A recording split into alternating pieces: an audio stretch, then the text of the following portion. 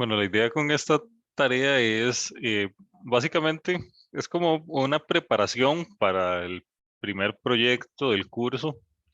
Recuerden que este curso, la mayor parte de él está en Java, las partes de las evaluaciones están en Java. Entonces, la idea con esta tarea es investigar y poder aplicar un poquillo programación orientada a objetos en Java en particular. Para hacerlo, vamos a desarrollar una aplicación cliente-servidor. Una aplicación cliente-servidor es básicamente lo siguiente. Denme un toque.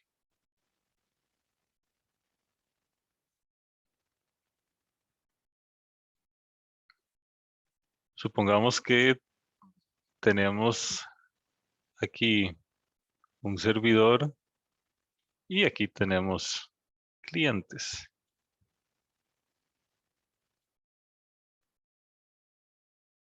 Supongamos que esto de aquí es, eh, vamos que esto de aquí es Facebook. Y aquí está usuario 1. Aquí usuario 2. Y aquí usuario N. Y eso está conectado más o menos así. Uno tiene comunicación hacia los dos lados con el servidor. Uno envía cosas y recibe cosas. Entonces, esto es una arquitectura cliente-servidor.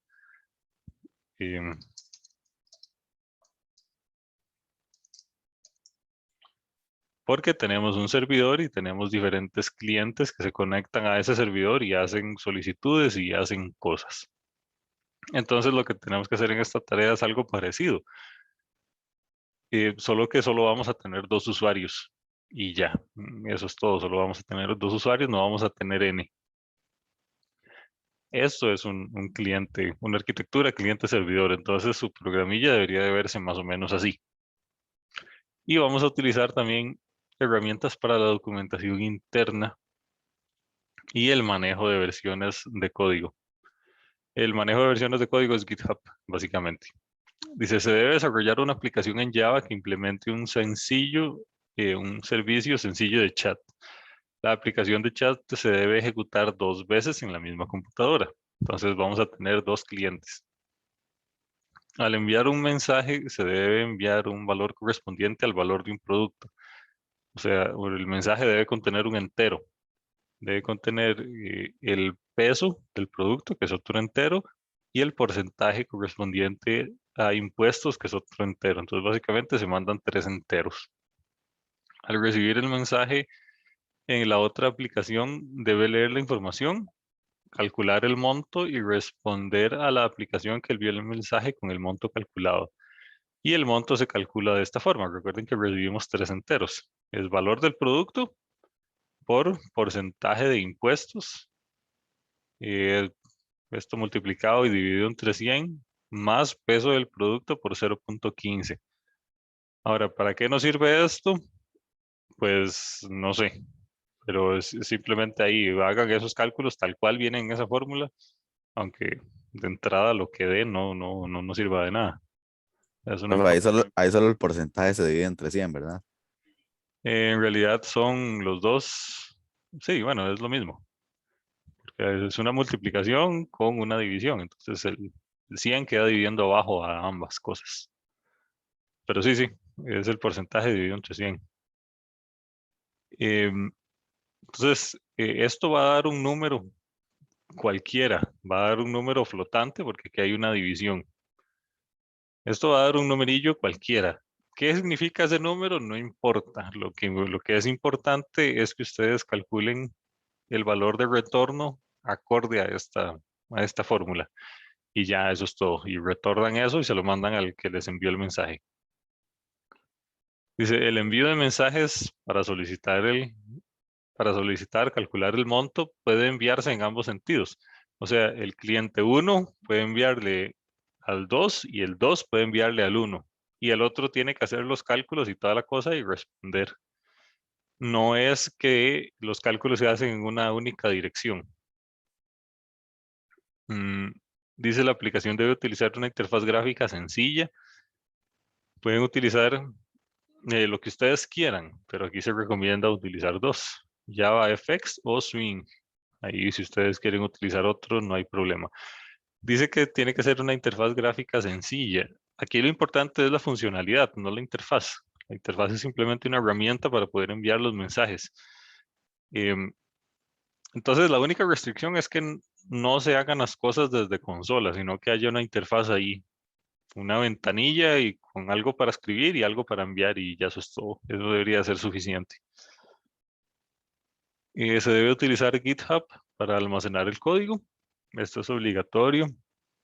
Recuerde hacer commits frecuentes. Este es un proyecto muy chiquitillo, entonces se podría hacer, no sé, 3 commits, 4 commits. Lo que estaría mal es que suban todo en un único commit y ya. Entonces sí, la idea es ver un poco de la historia de GitHub respecto a los commits. Se les sugiere integrar GitHub con su editor de texto, aunque esto no es algo obligatorio, es una sugerencia nada más para hacer las cosas más fáciles. Aquí dice que me deben dar acceso al repositorio de GitHub en donde se encuentra el código de la tarea. Sin embargo, esto no es necesario porque esto lo va a revisar seguramente el asistente. Entonces, siempre y cuando ustedes hagan el repositorio público, ya eso es suficiente. Y si no, aparte se me hace demasiado spam ahí en el GitHub y quedo añadido a 20 proyectos iguales. La documentación interna debe hacerse utilizando Javadoc. Esto básicamente es un estándar en el cual ustedes ponen los comentarios en determinado formato y ya después esta cosa les muestra como sus comentarios en una paginilla ahí. Es bastante bonito, pueden investigar más al respecto y es súper fácil de usar. Es simplemente poner comentarios en un determinado formato y ya. Así es como se va a evaluar.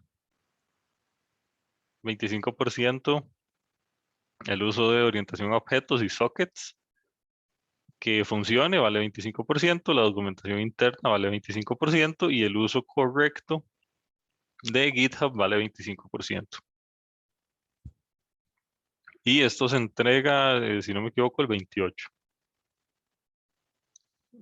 creo. Pero bueno, ahí está en el Tech Digital. No recuerdo si era 27, 28. Decía Eh, 27, creo. bueno, sí, es de hoy en 8. Como les digo, esto está implementado en Internet muchas veces. Ahí el asunto es que ustedes entiendan lo que están copiando, ¿verdad? Recuerden que es cliente-servidor. De un lado está el servidor y de otro lado están los clientes. Entonces uno ejecuta el servidor y ejecuta el cliente dos veces.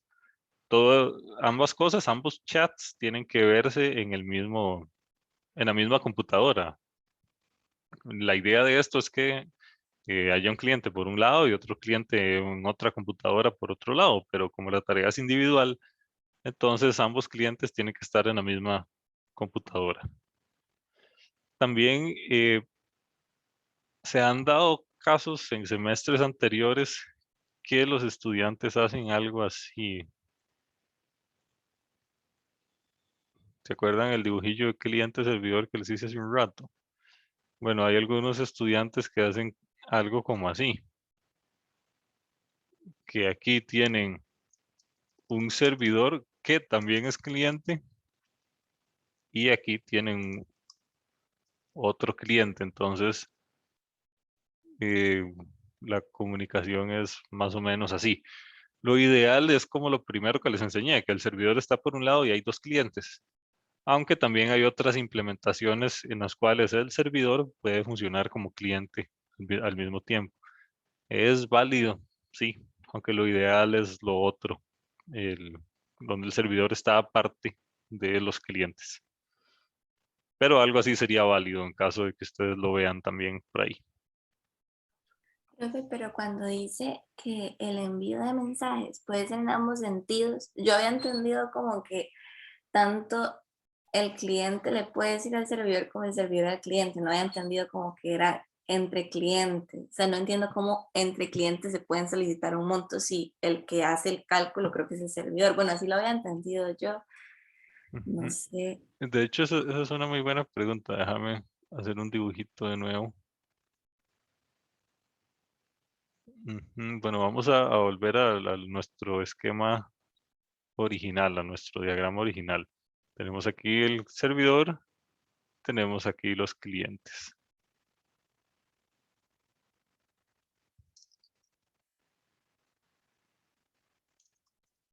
Aquí cliente 1 y aquí cliente 2. Recuerden que solo puede haber 2.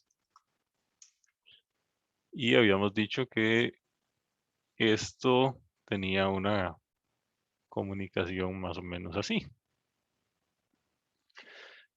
Ahora, aquí lo importante es saber que el servidor se utiliza para pasar los mensajes, nada más. Entonces, el cliente 1 manda aquí un set de datos donde dijimos que venían 3 enteros. Venía int, int, int, que uno era monto, otro era porcentaje y otro era, no me acuerdo qué más. Esto se le pasa como un string al servidor. Ahora, el servidor lo que hace es redirigirlo hacia el cliente. Eso mismo que yo le pasé arriba, esto es lo que va a recibir el cliente 2. Ahora, el cliente 2 tiene que hacer los cálculos del monto y tiene que dar una respuesta. Entonces, el cliente 2 da una respuesta. Esta respuesta que va a dar aquí es el monto. Y ese monto se le pasa directamente hacia el cliente 1. Y entonces el cliente 1 dice, ok, yo di estos 3 valores y recibí este monto. Y eso es únicamente lo que despliego. Entonces, en cada uno de los clientes, ustedes sepan que van a recibir string de datos que va a ser un entero y un entero. Ustedes tienen que separar ese entero y separar esos enteros más bien y hacer los cálculos y responder con ese monto. El que hace los cálculos no es el servidor simplemente pasa el mensaje del cliente 1 al cliente 2 y viceversa. El que al final va a hacer los cálculos de esto de aquí abajo va a ser cada uno de los clientes. Y vean que el cálculo es súper sencillo. Entonces, no hay ningún problema de que lo hagan los clientes. Simplemente aquí unas sumas y unas multiplicaciones. Profe, Ujú. entonces el servidor siempre tiene que servir como intermediario. Digamos, antes de enviar un mensaje siempre tiene que pasar por él. Sí, exactamente. El Ok. servidor para lo que funciona es simplemente para pasar mensajes y evitar una comunicación directa así. Digamos, el Ujú, cliente 1 no puede mandarle cosas directamente al cliente 2. Tiene que hacerlo a través del servidor. ok. Profe, una Esto, pregunta. sí, adelante. La parte de calcular el monto tiene que ser algo como intencionado, estilo que cuando reciba el cliente 2 los valores, que se vean cuáles son los valores, y entonces que usted le dé un botón que diga calcular el monto, entonces él se calcule y luego lo envía o algo así, o todo, o se tiene que ser automático. Llegan los valores y el cliente, sin, digamos, sin mostrar nada, nada más los calcula y los envía. Sí, exactamente, de eso se trata. Tiene que ser automático. Apenas recibe un mensaje, parta del hecho de que el mensaje son 3 enteros y usted simplemente hace el cálculo y retorna esa respuesta y ya. Eso es Ok. lo único. Entonces la interfaz solo son como el espacio para escribir los 3 enteros y un botón de enviar y el espacio para recibir el monto. Y eso es la interfaz en ambos clientes. Sí, exactamente. La interfaz debería de verse algo, bueno, al menos como yo me lo imagino, digamos. Debería de ser algo así de mi toque. Debería de ser como una ventanilla. Profe, ambos clientes deben ser capaces de calcular el monto. Sí. Y también aquí recuerde que como estamos utilizando orientación a objetos, ambos clientes son igual. Entonces uno simplemente lo que hace es crear 2 instancias de una clase llamada cliente y esa clase llamada cliente tiene la capacidad de calcular el monto. Pero sí, ambos tienen que ser capaces de poder hacer los cálculos.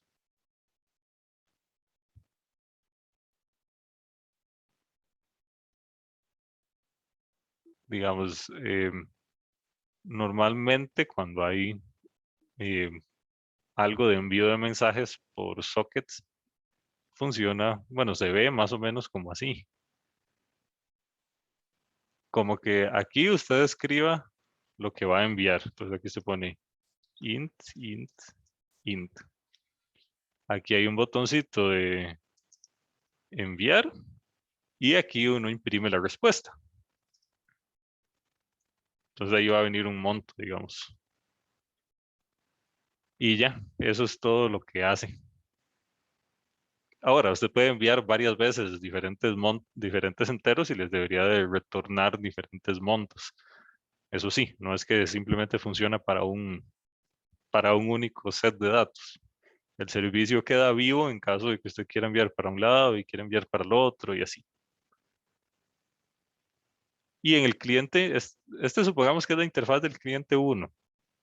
En el cliente 2, cuando recibe un mensaje, no se ve nada. Simplemente el cliente 2 responde, ok, este es el monto y ya. No tiene que verse nada ahí. Si ustedes quieren, podrían imprimir lo que recibieron y imprimir cuál fue el monto que enviaron y así. Pero no es necesario. O sea, pero, o sea, solo es como una cajita y ingrese y respuesta y ya, o sea, ni siquiera uno nota cuál cliente es cuál. Sí, exactamente. Así es como funciona. Por eso les digo, es más sencillo de lo que esperaban, creo. Por eso es que el tiempo no es mucho para hacerlo. Ustedes lo que van a encontrar en internet es un montón de arquitecturas ahí o de códigos que son servicios de chats. Entonces aquí ustedes mandan en esta parte de aquí, ustedes escriben hola, le dan enviar y al otro le llega un hola. Y del otro lado ustedes responden algo y a nosotros nos llega aquí lo que el otro nos mandó. Eso es como lo que ustedes van a encontrar en internet, como servicios de chats. Ahora ustedes tienen que agarrar esos servicios de chats y simplificarlos para que lo único que hagan sea hacer cálculos de montos de valores de cosas y ya.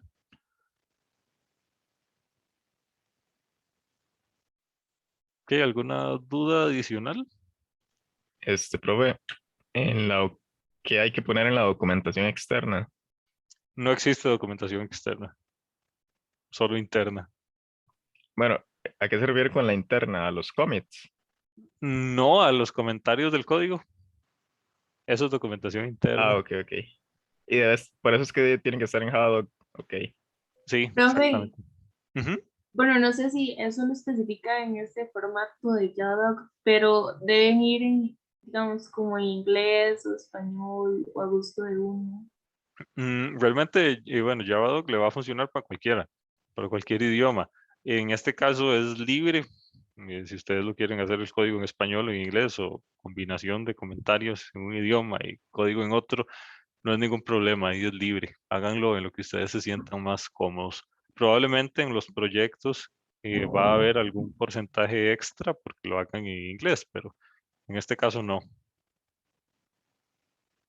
Profe, una pregunta. Ujú.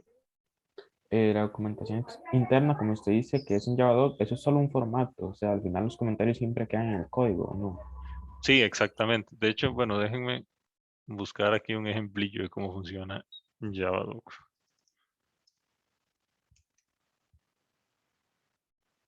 Veamos.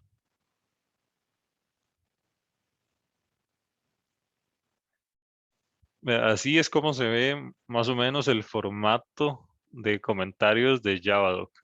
Entonces hay una clase o una función cualquiera, uno pone los comentarios así de esta manera y aquí donde dice params, uno pone los parámetros que recibe esa función.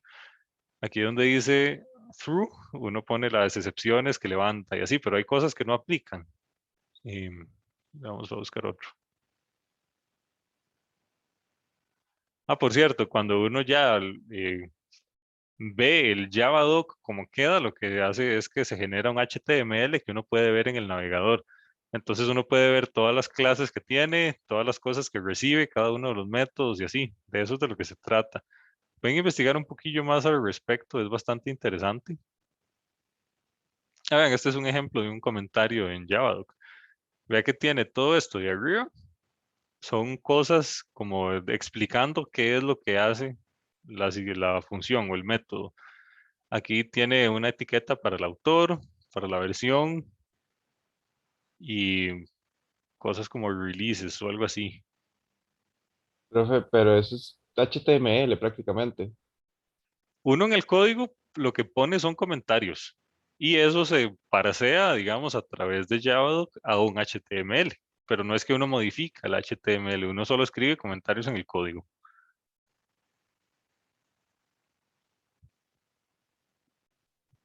Es que, digamos, el ejemplo anterior se parece mucho a un programa en HTML y ya.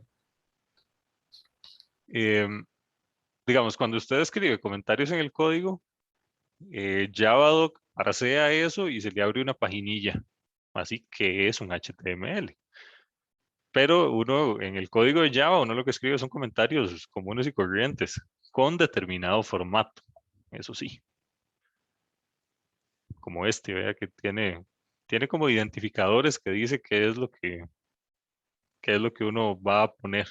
Y en la parte de arriba viene una descripción general.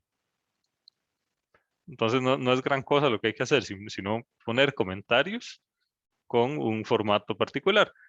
Ahora, les toca investigar un poquillo cómo es el formato y cuáles son las posibles etiquetas que tiene. Normalmente uno la que usa es la de parámetros nada más. Y hay una para saber qué es lo que retorna. Ah, esta.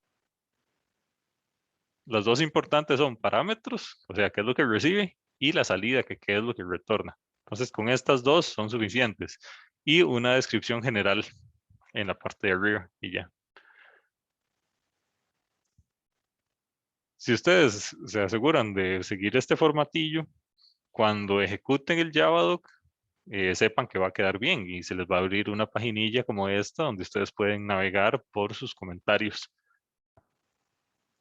Eso es lo bonito de Javadoc.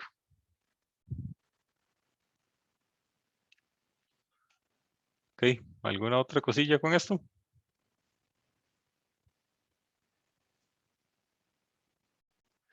Ok, muy bien.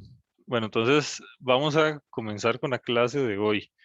Eh, recuerden que estamos estudiando un poco patrones de diseño. Los patrones de diseño que nos tocan hoy son mucho más fáciles de entender y de aplicar que los que vimos en la clase pasada, que eran como muy abstractos, no sé. Estos son más fáciles, digamos. Entonces, por esa parte estamos bien.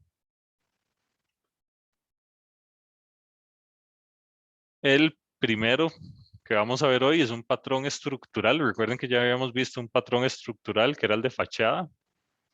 Este que vamos a ver ahora se llama adaptador.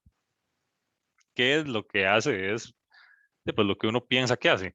Es adaptar un código para que pueda hablar con otro código, para que pueda comunicarse con otro código. Entonces, la manera más fácil de ver esto es con un dibujito. Supongamos que tenemos una clase que tiene una interfaz como así.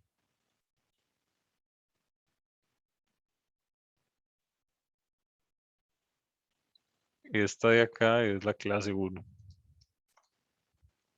Y resulta que esta clase quiere comunicarse con una clase 2 que tiene una interfaz así.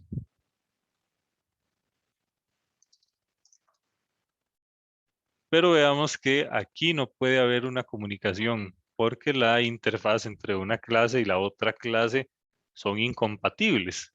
Para que esto sea compatible, la clase 2 debería de tener una interfaz como así, digamos.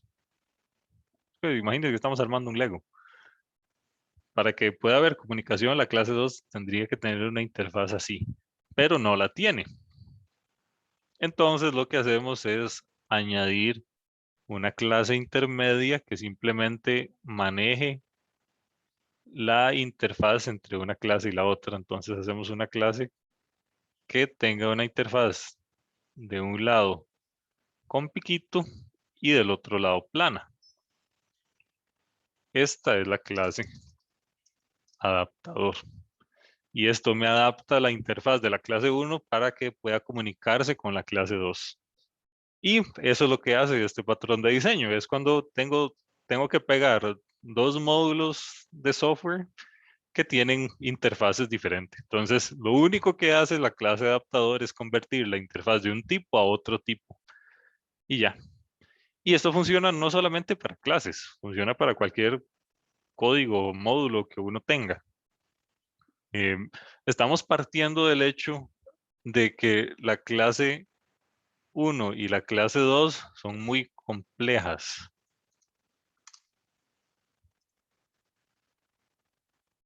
Esta es muy compleja y esta otra es muy compleja. Entonces, no hay, cambiar la interfaz de la clase no es una opción, porque por la razón que sea, ya sea que es código existente, código que no se puede tocar, lo que sea, la razón que sea, entonces cambiar la interfaz no es una opción. Entonces lo que tenemos es que convertir una interfaz a otra interfaz. Hay código que simplemente no se puede tocar nunca en la vida. Pensemos, por ejemplo, en el código que hay en un cajero automático. Eso es una computadorcilla ahí que ejecuta tareas muy básicas, pero que si esas tareitas básicas salen mal, hay consecuencias terribles. Imagínese lo que es ir al cajero a sacar 100.000 colones y que el cajero le devuelva 1.000.000. Y esos 900 de diferencia los va a tener que pagar el banco. Entonces, las cosas pueden salir muy mal para el banco en este caso.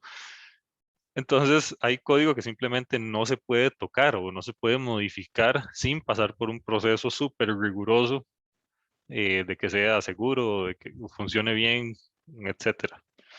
Entonces, ese es código que es complejo, que no se puede tocar, entonces no es como que uno puede cambiarle la interfaz. Entonces, en estos casos es necesario adaptarlo para que pueda comunicarse con el otro módulo de software con el que yo quiero que se comunique. Y de eso es de lo que se trata este patrón de diseño. Todo esto que viene aquí es como la hablada seria de lo que les acabo de decir. Acá hay un dibujito, un diagrama a nivel de clases de cómo es que se comporta este patrón. Veamos que esto funciona más o menos así. Yo soy un cliente y tengo un objetivo. Ahora, la manera sencilla en la cual esto debería de funcionar es que estos dos se puedan comunicar y que aquí abajo no exista nada. Esta es como la manera sencilla en la cual esto debería de funcionar. Pero resulta que aquí no hay una interfaz compatible entre estas dos clases. Entonces, como no existe una interfaz compatible, lo que tengo es que crear una clase adaptador que básicamente me haga compatibles esas interfaces. Entonces, de aquí paso para acá y de aquí paso para acá a través del adaptador, que este sí tiene una interfaz compatible con ambas clases, tanto como con la de la izquierda como con la de la derecha. Y entonces así es como yo puedo comunicar dos clases incompatibles entre sí a través de una clase de adaptador. Acá hay otro diagrama de cómo se ve esto, pero no a nivel de clases, sino a nivel de objetos. Es lo mismo, básicamente. Entonces no lo vamos a brincar. Acá hay un ejemplo con interfaz gráfica. Sin embargo, bueno, yo creo que ya queda un poco sobrando. ¿Cuándo debemos aplicar este patrón? Cuando queremos utilizar clases existentes, esto es algo súper importante. Las clases ya existen, pero la interfaz no machea con lo que yo necesito. Es incompatible con lo que yo necesito. Y esta clase existente no se puede cambiar. Es una clase existente ya y yo no quiero modificarle la interfaz porque sería muy difícil. Y también lo bueno del patrón de diseño de adaptador es que yo puedo utilizar ese adaptador varias veces más. No es que me funciona únicamente para dos clases. Funciona para dos interfaces. Si esas interfaces, si de un lado tiene piquito y el otro lado es plano, yo puedo aplicarlo a otros escenarios en los cuales una clase tenga una interfaz de piquito y otra clase tenga una interfaz plana. Profe, perdón, con interfaz, ¿a qué se refieren? Se refiere como a la manera que tiene la clase para comunicarse. Supongamos em, algo así, de un toque.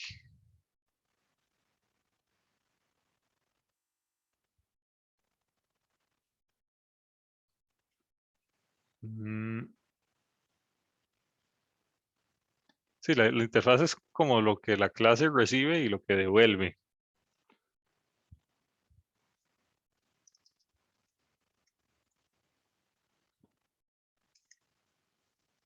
Ok, supongamos que aquí tenemos, por cierto, esto es Python, pero es para que sea más fácil. Supongamos que tenemos clase 1. Esta clase lo único que hace es imprimir un mensaje. Y esto recibe un mensaje. Ajá. Y lo único que hace es print. Bueno, no, digamos que no es un mensaje, sino que es un contador. Esto lo que imprime es suma 1 al contador y lo imprime.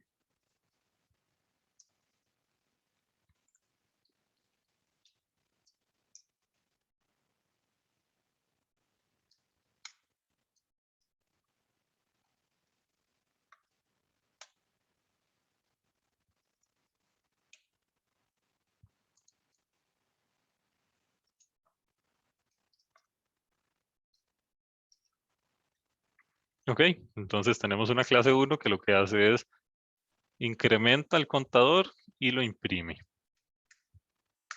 Y tenemos por otro lado una clase 2 que veamos qué es lo que hace esta. Esta digamos que lo que hace es llamar, quiere imprimir un contador, digamos. Esta clase quiere imprimir un contador. Esta no recibe nada. Y supongamos que yo tengo un contador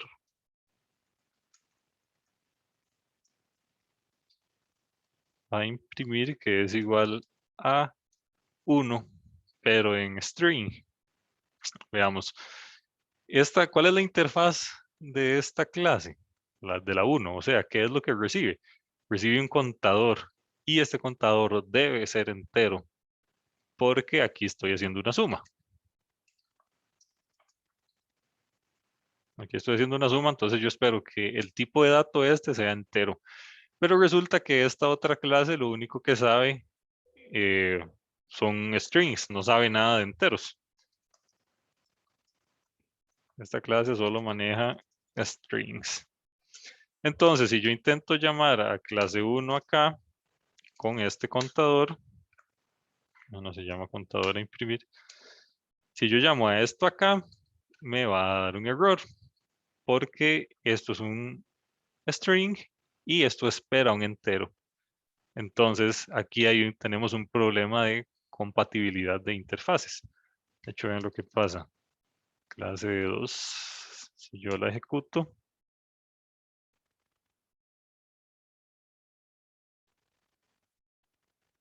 aquí da un error porque las interfaces son incompatibles. Entonces, esto lo que significa es que yo a un string no le puedo sumar 1.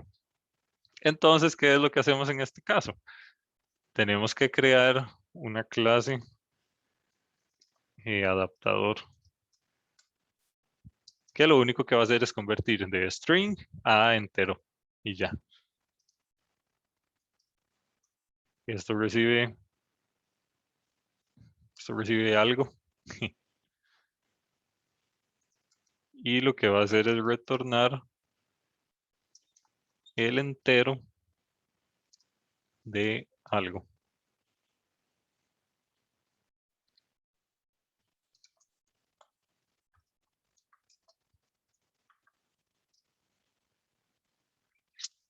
Entonces, yo ahora aquí, en lugar de llamar a la clase incompatible directamente, lo que hago es llamar al adaptador. Ah, bueno, de hecho aquí hay un asunto. Esto realmente no retorna, sino que lo que hace es llamar a la otra.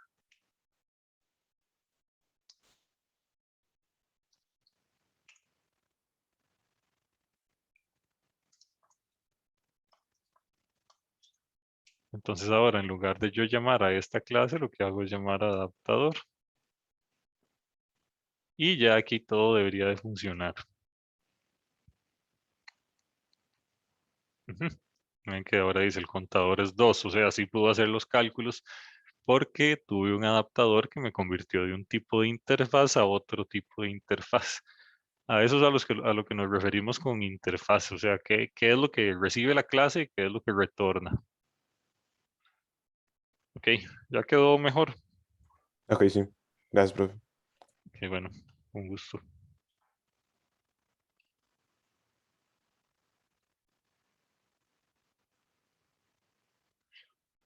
Em, ok, veamos esto, yo creo que ya estamos.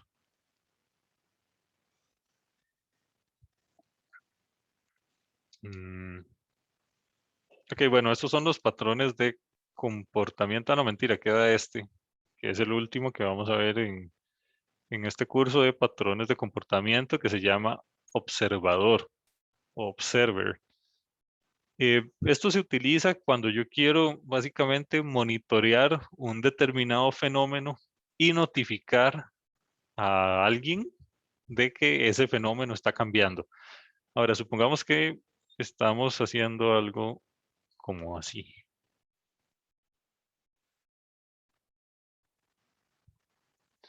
Supongamos que yo estoy vigilando algo muy importante aquí.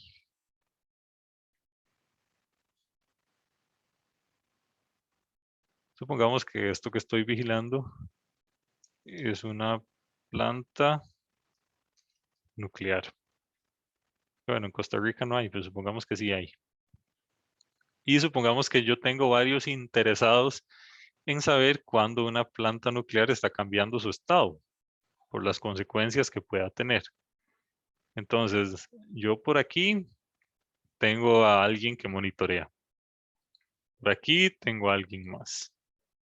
Por aquí también.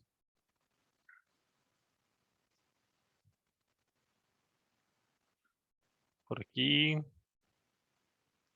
Y por aquí. Toda esta gente lo único que está viendo es si la planta nuclear tiene algún problema. Entonces estamos observando aquí este fenómeno en particular. Estamos observando esta planta en particular con el fin de ver si algo pasa dentro de ella, poder tomar acciones. Entonces supongamos que este de acá es el gobierno. Este otro de acá es la Comisión Nacional de Emergencias. Este otro de acá son los bomberos. Este otro, digamos que es la policía. Y este otro, digamos que sea el sistema de emergencias de la planta.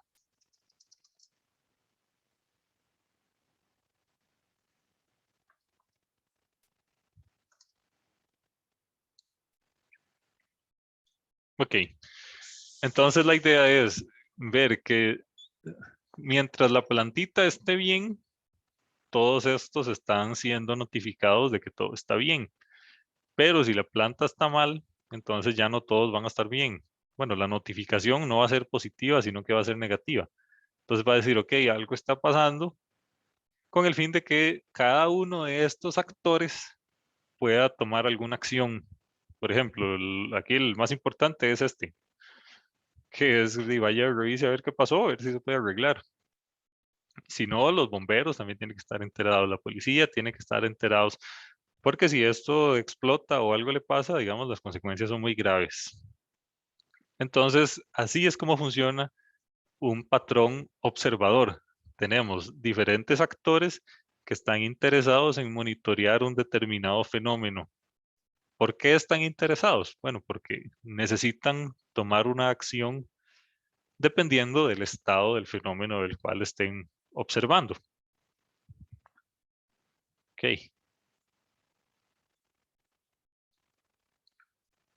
Esto se ve en un diagrama de clase, se ve más o menos así. Tenemos acá observadores y tenemos acá sujetos. El sujeto es el fenómeno que estamos estudiando o que estamos observando. Esto es que estamos observando.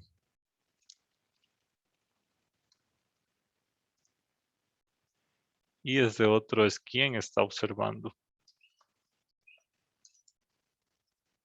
¿Cuántos observadores pueden existir? Pueden existir cualquiera, pueden existir n. Y de hecho vean que acá dice attach y dice deattach. Cuando yo hago attach, me estoy suscribiendo como observador a este fenómeno. Y cuando hago deattach, me estoy saliendo como observador de este fenómeno. Entonces puede existir cualquier cantidad de módulos de software observando este fenómeno. Y en grandes términos, esto lo que hace es obtener el estado del sujeto en cuestión a través de, esto es un atributo y este es un método. Y veamos que este método lo único que hace es retornar el estado en el cual él se encuentra. O sea, si esto es la planta nuclear, si el sujeto concreto es la planta nuclear, entonces cuando retorna el estado dice, ok, aquí todo está bien. O si está mal, entonces dice, aquí todo está mal. Y vean que el sujeto también, esto es responsabilidad del sujeto, él tiene una función que se llama notificar, que lo que hace es, para todos los observadores, les vamos a ir a hacer un update del estado del fenómeno que estamos monitoreando. Pero vean que esto es responsabilidad del sujeto, no es del observador. O sea, es el sujeto el que notifica a los observadores, no son los observadores los que están preguntando por el estado del sujeto. Esto es algo interesante. Es él quien notifica a todos los observadores. Y en los observadores, ¿qué es lo que tenemos?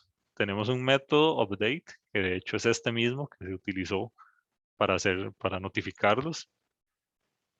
Y lo que hacemos es, veamos que tenemos acá un observer state. Este es el estado del sujeto. Y ahora, ¿qué acción puedo tomar yo con esta información? Bueno, va a depender de quién soy y cuáles son mis intereses. Como les digo, en el caso de los bomberos, si algo está saliendo mal, lo que hay que hacer es ir yo no sé, hacer un gran despliegue e ir a revisar lo que pasó en la planta. En el caso de la policía, tienen que hacer igual, solo que no van a desplegar bomberos, sino que van a desplegar policías. Y así, la acción que tome yo en base a esta información depende de quién soy yo y cuáles sean mis intereses en este asunto. Entonces, así es como funciona a grandes rasgos este patrón de diseño. ¿Alguna duda de este punto? Ok, muy bien. Bueno, ya lo vimos más o menos. Esto es un diagrama, un tipo de diagrama interesante. Si no me equivoco, este tipo de diagrama es parte del estándar de UML. Sinceramente no recuerdo cómo se llama, pero es lo que representa es como el flujo entre diferentes clases para determinada funcionalidad. Entonces aquí tenemos un sujeto, aquí tenemos un observador 1 y aquí tenemos observador 2. De hecho, voy a escribir esto acá.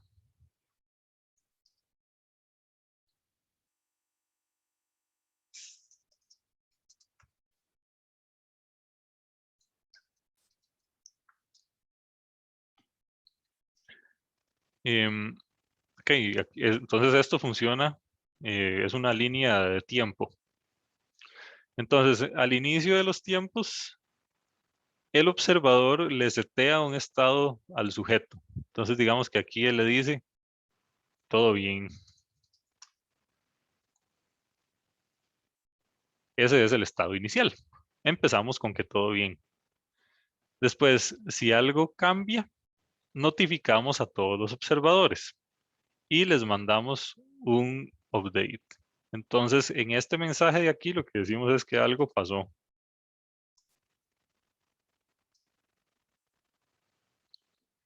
Y vean que él es el observador el que va y pregunta, ¿qué pasó?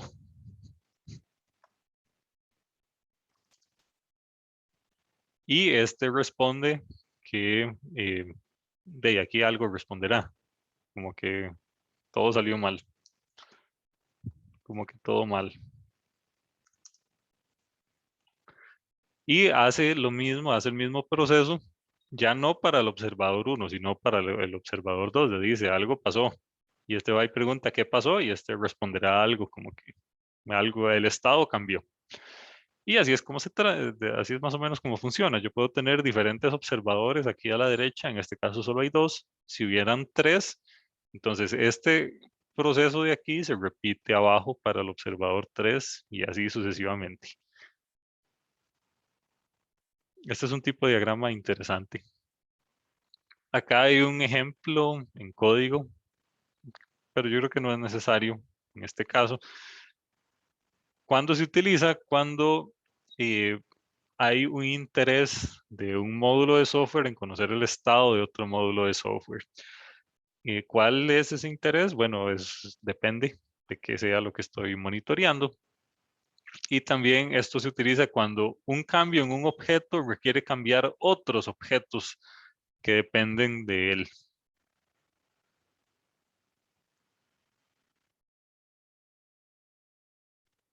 Aquí hay consecuencias de utilizar este patrón de diseño. Una de las consecuencias principales es que si yo añado muchos observadores, notificarlos a todos va a tomar tiempo y va a tomar recursos. Entonces, eso es algo que hay que tomar en cuenta.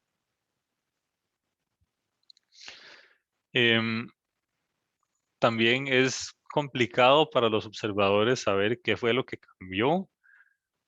Entonces hay que ser muy cuidadoso con cuál es el mensaje que uno envía de qué fue lo que cambió. Debería ser suficiente para que todos los observadores sepan qué fue lo que cambió y vean que lo que uno notifica a los observadores de que algo cambió es lo mismo para todos. Entonces todos tienen que saber interpretar bien esa información.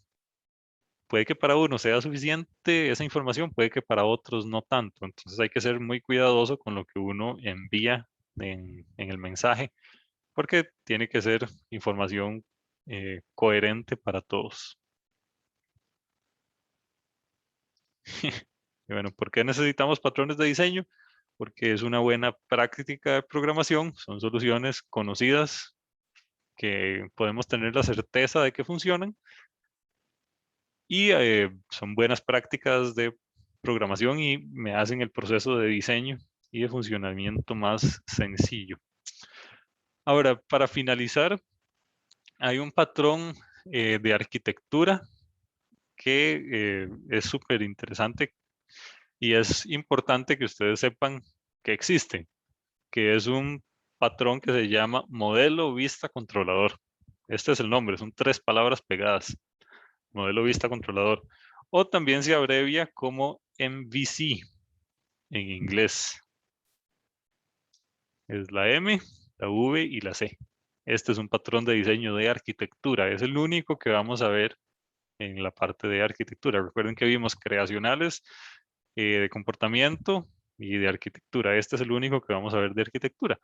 No es que sea el único que existe, sino que simplemente es el que es más válido en la actualidad. Entonces este va a ser el único que vamos a estudiar acá. Y aparte que es re fácil de ver cómo es que funciona.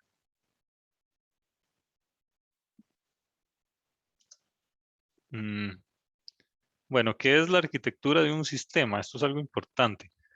Recuerdo que en el curso pasado en Introducción a la Programación, no, mentira, en Taller de Programación, Si ustedes se acuerdan, los proyectos tenían como una entregable en la documentación externa que decía como elabore un diagrama de arquitectura del proyecto. O sea, cuál es la arquitectura de su proyecto, cómo están conectados los diferentes módulos de software. Y ustedes con toda razón decían que no sabían qué era eso. Bueno, porque esto se empieza a ver a partir de este curso. Ya para los otros semestres ya no les pido eso. La arquitectura básicamente define cómo se involucran o cómo están pegados los diferentes módulos o los diferentes componentes del sistema. Y cada uno de los componentes es una piecita de software. Los diagramas de arquitectura normalmente se especifican a muy alto nivel, o sea, son muy abstractos, no se entra en detalles de cómo es que funcionan las cosas, sino cómo se conectan las cosas. Nada más. Así es más o menos un diagrama de arquitectura. Vemos que aquí no se entra en detalle en cómo funciona nada, sino simplemente se dice, ok, están estos modulillos, están pegados de esta manera y ya eso es todo. Vemos que aquí dice base de datos. Aquí no especifica qué tipo de base de datos es. Aquí dice web app. Tenemos una interfaz gráfica, pero no dice qué interfaz gráfica es. Aquí viene algo de cloud. No dice qué tipo de nube es, sino simplemente dice, ok, la base de datos está pegado con este servicio. Este otro servicio está pegado con esta base de datos. Aquí hay una base de datos gigante. Aquí hay una base de datos de repuesto. En fin, esto es un diagrama de arquitectura. Es básicamente hacer cajitas y pegar esas diferentes cajitas. ¿Alguna duda con esto de diagramas de arquitectura? Ok, muy bien. Bueno, esto probablemente se les va a pedir en los proyectos, entonces sepan que es simplemente hacer cajitas que representan un determinado módulo, determinada funcionalidad y cómo se pega esa funcionalidad con otra funcionalidad. Y ok, el patrón de diseño, modelo vista controlador, o MVC, es más conocido como MVC, es uno de los patrones de diseño arquitecturales o de arquitectura más utilizados actualmente. Y se utiliza casi que por defecto en todo lo que tenga que ver con desarrollo web. De hecho, aquí al final dice que se convirtió el estándar para desarrollo web. Y funciona así. Vean que esto es un diagrama de arquitectura muy sencillo. Simplemente tiene cuatro cajitas, digamos. Aquí tenemos al usuario, que este es un cliente. Ese usuario utiliza otro módulo que se llama controlador. Este controlador manipula el modelo y retorna actualizaciones y el usuario las ve.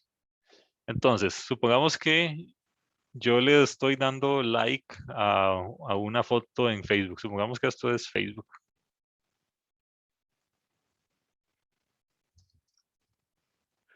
Y supongamos que yo como usuario estoy stalkeando a alguien. Entonces le estoy dando like a una foto. Entonces yo como usuario voy al controlador, que es como la página de Facebook, digamos. Es el botoncito de like. Y aquí le doy like. Entonces, ¿qué es lo que hace el controlador? El controlador en este caso es simplemente el botoncito de like. Este modelo de acá sería la base de datos. Entonces, cuando yo le di like a la foto, el controlador tiene que ir a modificar el modelo y tiene que ir a decir que ahora hay que sumar un like. Entonces sería como hacer likes más más. Entonces, a la base de datos le vamos a decir que a los likes de esa foto le sume 1. ¿Y cuál va a ser la salida? La salida va a ser que se hizo una actualización en los likes. Aquí igual. se sumó un like. Y ya ahora el usuario ve, ok, y ahora yo veo que el like que yo acabo de dar ya se ve reflejado en la interfaz gráfica. Vean que la parte de vista es como toda la interfaz gráfica en general. Entonces yo veo cómo mi like sumó. Y así es como se trabaja. Así es como funciona este patrón de diseño. Esto funciona pues para todo lo relacionado a la interacción del usuario con el sistema como tal. Y como por un lado tenemos un controlador, por otro lado tenemos un modelo y por otro lado tenemos una vista. El controlador, como les decía, es aquel que envía actualizaciones al modelo.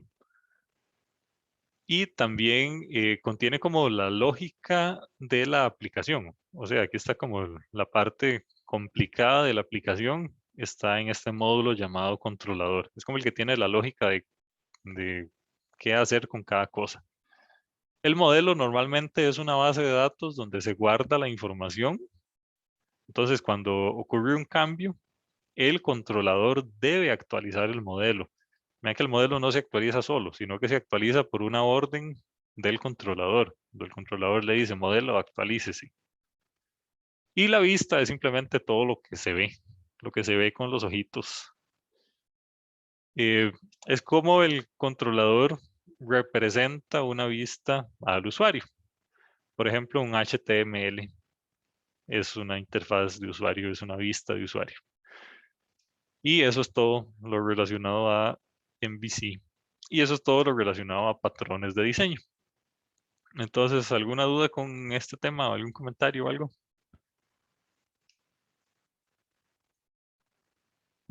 Estamos, ok. Bueno, y hasta acá llega la clase de hoy.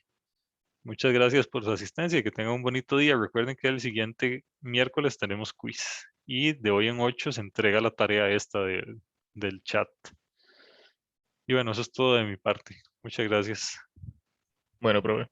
Gracias, hasta luego.